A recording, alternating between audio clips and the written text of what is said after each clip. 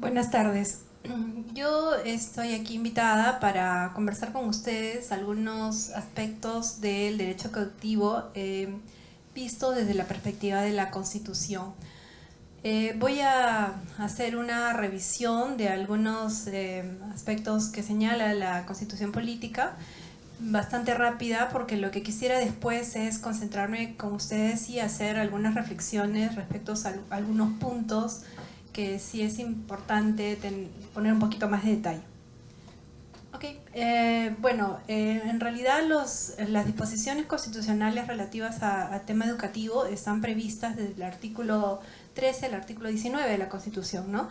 El primer artículo nos hace una referencia bastante principista, es una declaración más principista donde se señala cuál es la finalidad del desarrollo de la persona humana, ¿no? Que es un poco, la idea es un poco prepararla, es dar una priorización y es un enunciado que más que nada es vinculado a cuál es el desarrollo que se busca de la persona humana, ¿no? Finalmente, en este mismo artículo hay una alusión importante a la libertad de enseñanza.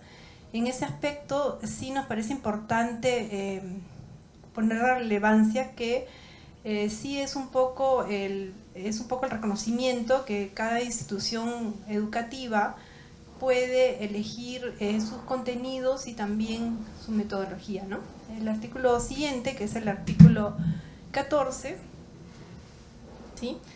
El artículo 14 nos hace una referencia a algunos otros aspectos que también sobre la base que la educación promueve, ¿no? Reafirma una vez más el hecho que la educación tiene una concepción más holística, más integral, y también nos indica claramente a dónde está dirigida, ¿no? Que prepara para la vida, para el trabajo, y además que hay una alusión importante del fomento a la solidaridad. Y además, en este mismo artículo hay un reconocimiento a los fines que cada institución educativa debe profesar.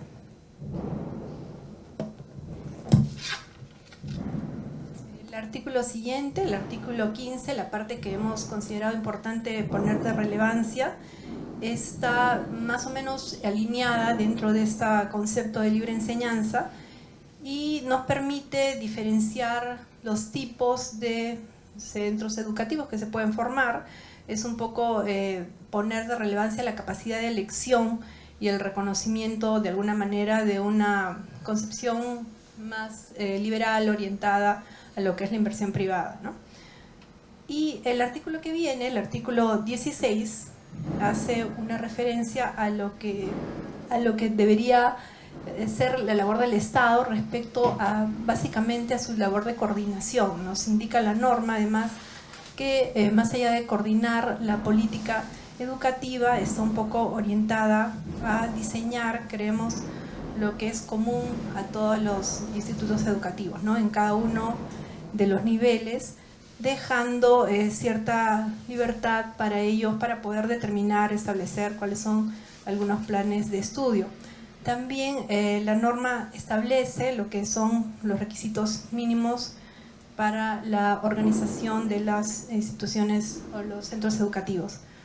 El artículo siguiente, el artículo 17, pone de relevancia lo que viene a ser el carácter obligatorio de lo que es las etapas importantes del desarrollo del ser humano, ¿no? Indica la norma que en efecto la educación es obligatoria a nivel de educación inicial, educación primaria, educación secundaria, dando a la universidad más que nada un nivel un poco optativo. La educación también está allí, lo hemos relevado también, dice la norma, el Estado promueve la creación de centros de educación donde la población lo requiera. Aquí, de repente, tomamos unos minutos para una reflexión, porque cabría preguntar si realmente lo que ahí se señala se da en los hechos, ¿no? Pensemos, por ejemplo, a nivel de educación superior universitaria, cuántas universidades existen en Lima, en el departamento de Lima.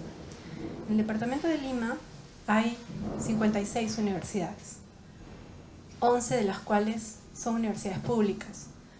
Entonces, eso en el marco de lo que es diríamos que es casi el 40% de la oferta educativa que hay a todo el nivel, ¿no? A nivel de país. Entonces ahí sí hay un tema probablemente que trabajar y que verlo con cuidado. El artículo siguiente, ya el artículo 18, que es el artículo central que regula los aspectos de la universidad privada, nos señala en una primera parte cuáles son los fines, ¿no?, de la educación universitaria, que se lo señala de manera bastante genérica, pero que esto lo tendremos que leer de manera concordada con lo que establece la ley universitaria en su artículo 6, que es un poco más aterrizado, más desarrollado, ¿no? Ahí sí establece claramente cuáles son los fines que están también en el marco de lo que establece la Constitución política. Otro tema que sí también nos parece importante resaltar es los aspectos relacionados a la libertad de cátedra, ¿no? En esta disposición sí ya se refiere concretamente la norma a que existe un reconocimiento de la libertad de cátedra, esa libertad que tiene el docente de poder escoger contenidos, metodología y enseñanza, ¿no? Y hay también un reconocimiento importante, creemos, al rechazo, a la intolerancia, ¿no?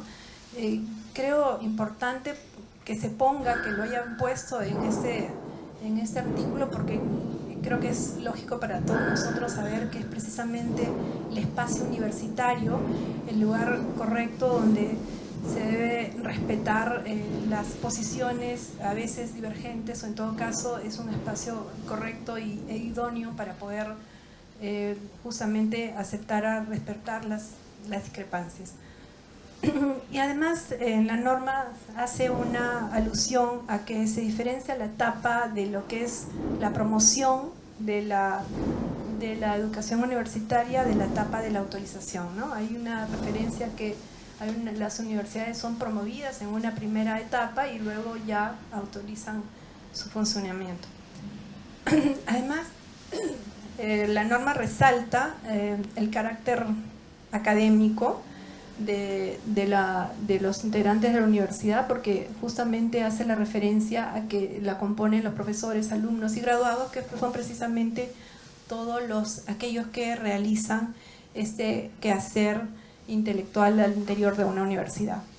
Y finalmente hay una primera reflexión importante, vamos a volver sobre ello más adelante, pero sí, aquí sí se hace la referencia específica a la autonomía universitaria, ¿no? Esa autonomía de la que tanto se ha hablado y que mucho se ha discutido, acá es donde se establece un marco, digamos, de protección y de garantía a la autonomía universitaria, ¿no? Es un poco el espíritu de independencia, ¿no? Yo creería que propio e indispensable para que todas las universidades puedan cumplir sus fines.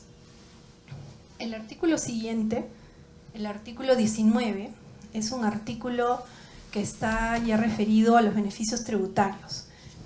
Respecto de ese tema, va a haber una ponencia posterior en donde se va a detallar más temas y seguramente ahí vamos a poder avanzar y conocer más aspectos de los temas tributarios. Sin embargo, simplemente aquí hacemos una referencia que, bueno, respecto de esto luego se ha traducido en el artículo 119 de la ley universitaria, disposiciones que tienen que ver también con los beneficios tributarios.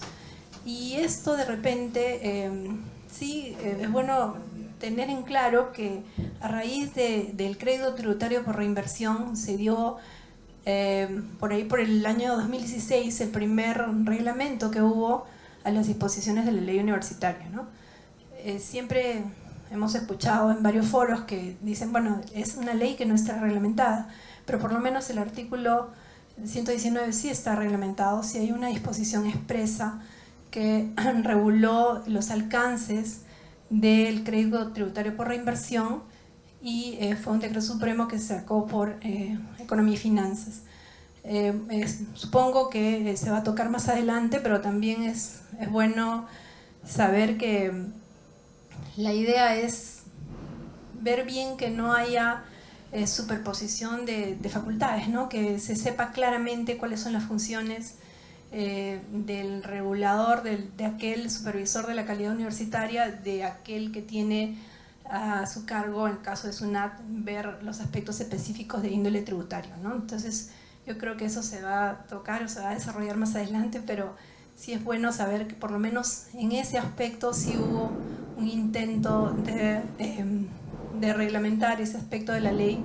No sabemos si fue bueno o no, ya nos enteraremos después, pero sí aún por lo menos hubo ese esfuerzo. Entonces sí nos parece importante poder identificar eso, ¿no? Y saber que realmente existen instituciones que están trabajando seriamente para desarrollar de la mejor manera la oferta educativa que ofrecen. Y en ese sentido también quería comentar con ustedes que hay un tema que está pendiente, de repente, que está referido a la revisión del modelo de universidad, ¿no? que el país requiere.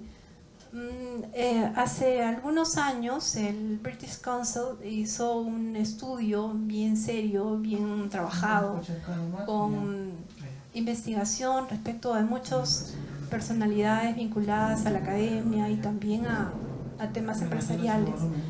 Y se vio que de repente es bueno saber que no necesariamente tiene que haber una universidad modelo que aplique para todos, ¿no? Hemos visto que de repente está lo que se ve en las normas está más orientado a lo que es la producción científica, la investigación, pero tampoco se puede dejar de lado que es válido, puede darse que haya otro tipo de universidades que estén más orientadas o más enfocadas a formar profesionales dirigidos a cubrir una demanda laboral. Eso se da, como lo decía el British Council en su trabajo, en muchos otros países, y esas universidades también deben tener un espacio y debería, en todo caso, evaluarse y sincerarse cuál es realmente la oferta educativa y a qué situación estamos presentes, ¿no? ¿Qué es lo que realmente ocurre en los hechos y qué es lo que tenemos para regular? Finalmente, sí, perdón, la anterior. Sí, finalmente, en esa misma línea, quería hacer una reflexión a los principios que legitiman una actividad como la educación. Hemos dicho claramente que hay ciertos principios que creemos, estamos seguros que deberían respetarse, ¿no? Por eso, por ejemplo, el principio de legalidad. El principio de legalidad respecto al cual tienen que estar toda la actividad, toda la administración pública tiene que estar de acuerdo a lo que dice la Constitución, a las normas, a las leyes. Entonces ahí nos merece una especial reflexión, por ejemplo, que el proceso de licenciamiento no descanse, que no se refleje en un texto único de procedimientos administrativos, ¿no? Ahí de repente la reflexión va por el lado que necesitaríamos saber o conocer si tratándose de un procedimiento de instancia de parte, de evaluación previa, de repente por predictibilidad daría un mejor mensaje si pudiera estar previsto en el TUPA de la entidad encargada de la supervisión de la calidad universitaria. Y finalmente, respecto justo el anterior también, en ese mismo tema teníamos una reflexión también final sobre, bueno, dentro de esos principios también nos parece interesante ver de repente el principio de uniformidad, ¿no?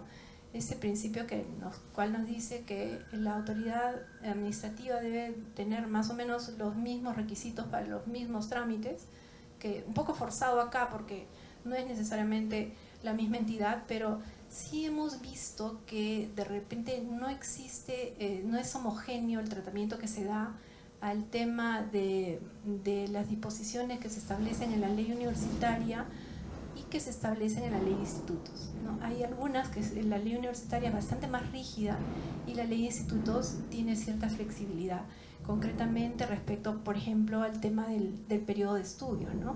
La ley universitaria nos señala que tiene que cumplirse un número de créditos mínimo, 200 créditos en 5 años. La ley de institutos no tiene esa rigidez, ¿no? Hay ciertas otras cosas que se permiten. De repente evaluar, o en todo caso saber si la diferencia justifica que haya este tipo de tratamiento. Y en esa misma línea, una reflexión al final pidiendo que de repente la implementación de la reforma pueda verse visto como un tema más de agilidad, ¿no? O sea, creemos que es importante manejar los temas en los tiempos que la misma oferta se necesita, tanto desde el punto de vista del estudiante como también de aquellos que ha puesto su inversión en ofrecer servicios de calidad educativa.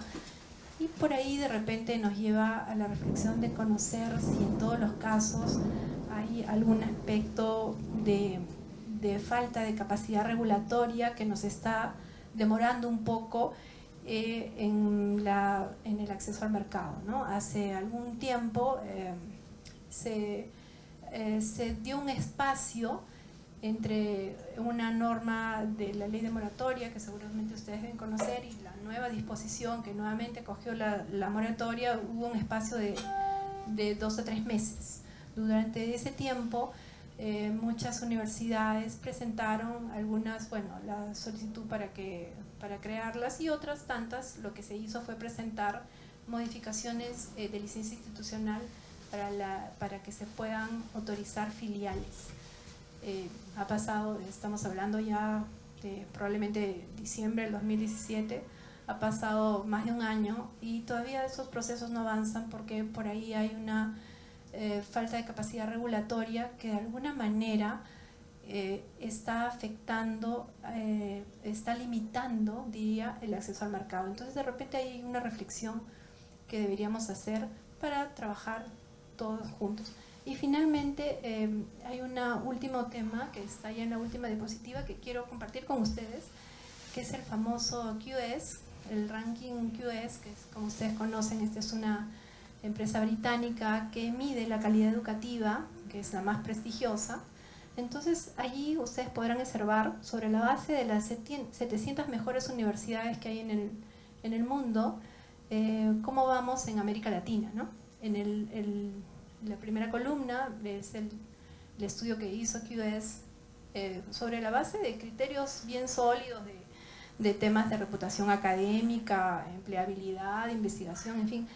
Sobre la base de esos criterios ha señalado, por ejemplo, que Argentina y Brasil les va bastante bien, tienen 9, 11. Venezuela, por ejemplo, con todo y crisis, tiene por lo menos 2 universidades en ese ranking en las top 700. Y Perú tiene una universidad privada asociativa. Y las que vienen están un poquito más reservadas. Por ahí hay una universidad nacional y por ahí otra privada asociativa. Yo creo que a todos nos gustaría poder estar en este ranking con una mejor presencia, ¿no? Yo creo que ese es un tema que compartimos los regulados, los reguladores y todos aquellos que estamos vinculados a los temas de quehacer universitario. Entonces simplemente yo creo que deberíamos trabajar de la mano, trabajar juntos, hacer un esfuerzo no sé, si hay algo que mejorar, por supuesto siempre vamos a estar de la mejor disposición, que si hay disposiciones que se tienen que cumplir para mejorar la calidad educativa, pues que se hagan, pero la idea es en todos los casos darnos la mano, trabajar juntos y mejorar estos niveles, ¿no? Y probablemente que el prestigio del Perú esté un poco mejor ubicado en los rankings internacionales. Yo creo que ese es un esfuerzo en el que todos debemos coincidir y, como dirían en el ámbito deportivo, sí se puede, ¿no? Creo que eso es un esfuerzo conjunto. Muchas gracias.